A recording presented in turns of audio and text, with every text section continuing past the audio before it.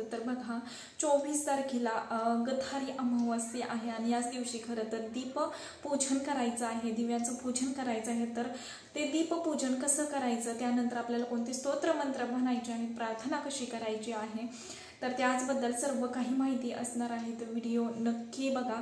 तर बघा गठारी अमावस्या म्हणजेच 24 तारखेला अमावस्या आलेली आहे। तर बघा हे दीपपूजन नक्की आपल्याला कधी करायचं आहे, कोणत्या कालावधीमध्ये करायचं आहे, त्यानंतर अमावस्या कधी चालू होत आहे, कधी संपत आहे, तर त्याबद्दल सांगणार आहे। तर बघा अमावस्या ही 23 तारखेला उत्तरात्री 2:29 चालू होत आहे, वार बुधवार आहे।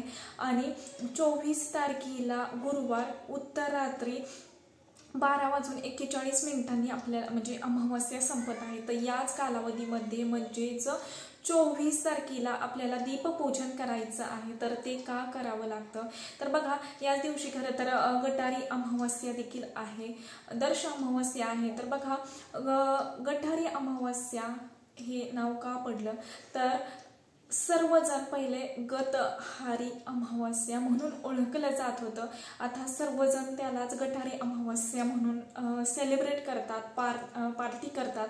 तर बघा या दिवशी मांसाहार करण्याला तेवढंच तो योग्य दिवस आहे का, त्यानंतर बघा पूजा कोणत्या कालावधीमध्ये करायची, बघा स्तोत्र मंत्र हे सर्व काही डिटेलवर माहिती असणार आहे। तर चला आता आपण दीप अमावस्या म्हणजेच दिव्यांची आरास पूजा कशी करायची त्याबद्दल पाहूयात। तर बघा आपल्याला आता दीपपूजन कसं करावं तर त्याबद्दल सर्व काही माहिती असणार आहे, त्याच्यामुळे व्हिडिओ नक्की कंटिन्यू करा। तर तुम्हाला पाठ नाही तर चौरंग घ्यायचा आहे, त्यावरती एक वस्त्र अंथरून घ्यायचं आहे आणि त्यानंतर बघा आपल्याला जे तुमच्याकडे जेवढे काही दिवे आहेत, पणत्या आहेत जे तुम्ही देवासाठी वापरता, तर ते सर्व काही तुम्हाला लागणार आहे पूजेसाठी। तर ते स्वच्छ करून घ्यायचं आहे, धुवून घ्यायचं आहे स्वच्छ। त्यानंतर बघा आपल्याला पाटावरती अक्षदा ठेवायची आहेत आणि त्यावरती आपल्याला हळदी कुंकू वाहून घ्यायचं आहे। मग तुमच्याकडे कितीही देवाचे दिवे समई किंवा कंदील असतील तर ते सुद्धा आपल्याला या पूजेमध्ये ठेवायचं आहे। त्यानंतर दीपपूजन का करावं, या दिवशी गतहारी अमावस्या असते, तर बघा ते सुद्धा मी सांगणार आहे की या दिवशीचं दीप अमावस्याचं महत्त्व।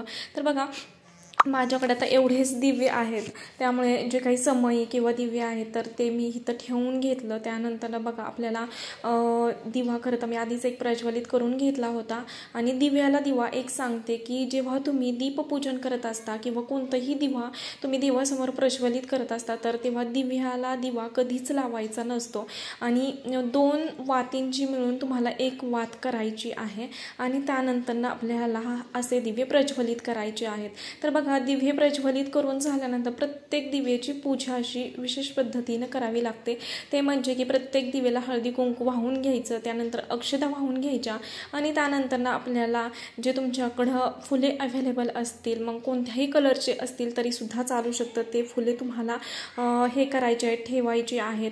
त्यानंतर बघा प्रत्येकाच्या घरी म्हणजे वेगवेगळ्या प्रथेनुसार दीपपूजन केलं जातं, त्यानंतर त्याच पद्धतीने तुम्हाला करायचं आहे। तर बघा इथं नैवेद्याला मी दूध साखर ठेवलेली आहे, तर ते दूध साखर म्हणजे प्रत्येकाच्या प्रांतानुसार किंवा घरी दीपपूजन वेगवेगळ्या पद्धतीने केलं जातं। कोणी कणकेचा दिवा बनवतं, त्याचं दीपपूजन केलं जातं, कोणी असे दिवे ठेवतं जे काही आपल्या घरात आहेत तांब्याचे वगैरे पितळेचे, तर ते पूजन केलं जातं, किंवा जे दगडी दिवे असतात तर ते पूजन केलं जातं। तुमच्या घरात जे काही कंदील दिवे असतील त्याची आज आपल्याला या दिवशी पूजा करायची असते। तर बघा इथं मी रांगोळी देखील काढून घेतलेली आहे, त्यावरती हळदी कुंकू वगैरे आपल्याला वाहून घ्यायचं आहे, धूपदीप दाखवायचा आहे आणि आपल्याला नंतर प्रार्थना करायची आहे। आणि बघा प्रत्येकाच्या घरी कोणी पुरणाचा नैवेद्य करतं, कोणी जे काही पुरी भाजीचा नैवेद्य करतं, म्हणजे प्रत्येक घरी वेगवेगळी या दिवसाची दीपपूजन करण्याची पद्धत एक वेगळी असते। त्यामुळे तुमच्या घरी जशी पद्धत असेल त्याचनुसार तुम्हाला खरं तर दीपपूजन करायचं आहे। आणि जेव्हा आपण दिव्याची पूजा झाल्यानंतर आपल्याला प्रार्थना करत असताना दिव्या दिव्या दीपकार कानी कुंडन मोतीहार हा आपल्याला मंत्र म्हणायचा आहे। तर बघा अशी दीपपूजन झाले झाल्यानंतर आपल्याला जेव्हा आपण दिवा म्हणजेच धूप दीप दाखवून घेतो तर अशी आपली दीपपूजन झालेलं असतं. तर बघा हे दीपपूजन का करावं, तर या दिवसापासून खरं तर रात्र मोठी होते आणि दिवस हा छोटा होतो. त्याच्यामुळे खरं तर या दिवशी म्हणजेच गथारी अमावस्या किंवा दीप अमावस्या ह्या दिवशी आलेली आहे आणि याच दिवशी आपल्याला खरं तर हे दीपपूजन करायचं आहे. तर बघा एक सांगायचं आहे की जेव्हा तुम्ही दीपपूजन करत असता तर त्या टायमिंगमध्ये एक तुपाचा दिवा लावणं देखील गरजेचं आहे तुम्हाला. तर बघा या दिवशी खरं तर गथारी अमावस्या आणि दीप अमावस्या हे एकाच दिवशी आहे, म्हणजेच आषाढी अमावस्या. आणि या दिवसापासून खरं तर दीप अमावस्या का साजरी केली जाते, तर श्रावण मासाचं आगमन होणार असतं आणि जे काही आपल्या आयुष्यातला अंधकार आहे किंवा दुःख आहे तर ते दूर होऊन एक प्रकाशाचं आयुष्य, उज्ज्वल आयुष्य आपल्याला भेटण्यासाठी खरं तर दीप अमावस्या साजरी केली जाते. बघा प्रत्येक ह्याच्यात दीप अमावस्येचं खूप वेगवेगळं महत्त्व सांगितलं जातं. तर बघा आपण या दिवशी खरं तर दीप अमावस्या साजरी करतो. त्यानंतर कोणी कणकेचं दिवं करतं, कोणी जे काही आपल्या घरातलं दिवं आहे तर ते स्वच्छ करून दिव्याची आरास केली जाते, पूजा केली जाते, त्यांना गोडाचा नैवेद्य दाखवला जातो. कोणी पुरणपोळीचा करतं किंवा कोणी भाजी भाकरीचा देखील प्रत्येक प्रथेनुसार नैवेद्य केला जातो. तर तसं तुम्हाला हे करायचं आहे या दिवशी. आणि दीप अमावस्या साजरी प्रत्येक घरात केली जाते. जरी तुमच्या इथं होत नसेल तरी सुद्धा करा, कारण श्रावण मास सुरू होत असतो आणि बघा जो काही अमावस्याच्या दिवशी म्हणजेच दीप अमावस्येला आपण जे काही दिव्यांची आरास करतो तर ती ह्यासाठीच करतो की या दिवसापासून दिवस हा छोटा होत जातो आणि रात्र ही मोठी होते.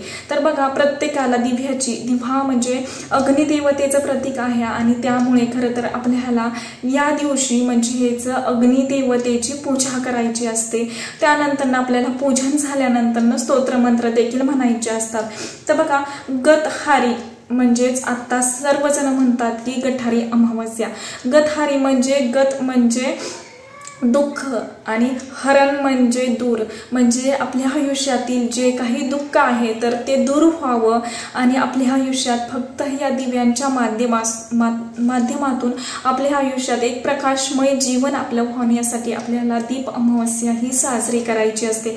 तर बघा या दिवशी आपण ही दीप अमावस्या ही 24 तारखेला खरं तर संध्याकाळी आपल्याला दीपपूजन करायचं आहे. बघा उगवती अमावस्या देखील या दिवशी आहे आणि संध्याकाळी 24 तारखेला गुरुवारी आपल्याला हे दीपपूजन करायचं आहे. दीपपूजन झाल्यानंतर आपल्याला स्वामी महाराजांची एक माळ षडाक्षरी मंत्र जाप करायचा आहे.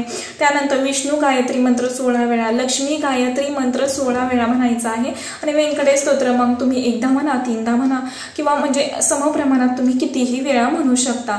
तर अशी आपल्याला या दिवशी खरं तर सेवा करायची आहे. आणि जेव्हा आपण दीपपूजन करतो तर तेव्हा हा मंत्र म्हणायचा आहे, म्हणजे शुभम करवती कल्याणम आरोग्यम धनसंपदा.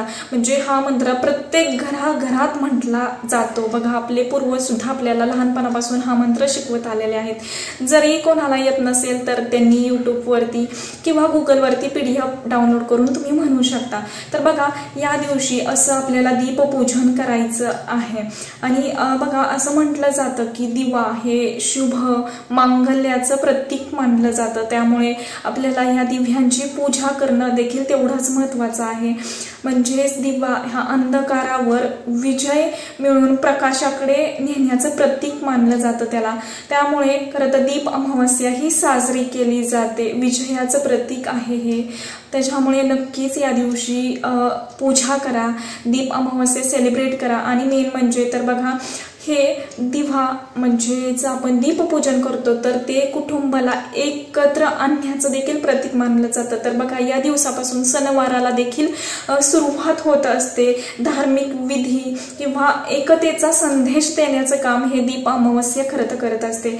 त्यामुळे आणि बघा दीप अमावस्येमुळे घरात ज्या घरात दीप अमावस्या साजरी केली जाते ना तर त्या घरात खरंच सुख शांती येते, घरात नांदते, सुख समृद्धी घरात येते असं म्हटलं जातं. त्यामुळे नक्कीच ही दीप अमावस्या सेलिब्रेट करा. आणि बघा या दिवशी खरं तर मांसाहार केला जातो, मद्यपान केलं जातं, तर ते खरंच चुकीचं आहे. कारण आपण एवढं अमावस्या असल्यामुळे आणि मेन म्हणजे दुसऱ्या दिवशीपासून श्रावण महिना चालू होतो, त्यामुळे बरेच जण गठारी अमावस्याला म्हणजेच ह्या अमावस्याला साफसफाई करत असतात महिला. त्यानंतर घरातलं जे काही स्वच्छता करून झाल्यानंतर संध्याकाळी खरं तर दीप अमावस्या साजरी केली जाते आणि आपल्या घरात लक्ष्मीचं आगमन त्या टायमिंगला होत असतं. आपण स्तोत्र मंत्र म्हणत असतो. याच दिवशी जर तुम्ही नॉनव्हेज खाणार असाल तर बघा काही अर्थ आहे ह्या पूजेला, किंवा तुम्ही नॉनव्हेज खाताय तर ते 2 दिवस लागतात आपल्याला पचन होण्यासाठी, नंतर लगेच श्रावण मास होतो चालू.